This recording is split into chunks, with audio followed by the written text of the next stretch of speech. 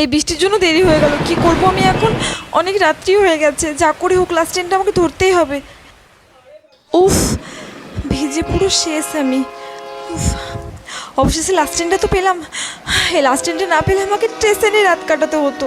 এই কি, লাস্ট ট্রেনে কেউ নেই? কাউকে তো দেখতে পাচ্ছি না।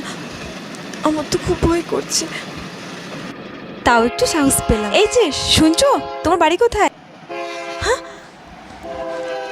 আরে দীপালি, তুই কেমন আছিস? তুই আর তুই লাস্ট ট্রেনে কোথায় যাচ্ছিস? বাড়ি ফিরছি, আমি আজ আসি, বুঝলি? আরে দাঁড়া, তুই কোথায় যাচ্ছিস? তোর স্টেশন এখানে মানে কি ব্যাপার? ওইখানে নামলো কেন? ওর স্টেশন তো ব্যারাকপুর, তার মানে ওইখানে নামলো। এক মিনিট, প্রিয়া তো আমাকে বলেছিল দীপালি 3 বছর আগে ট্রেন অ্যাক্সিডেন্টে মারা গিয়েছিল। তার মানে এটা কি ছিল?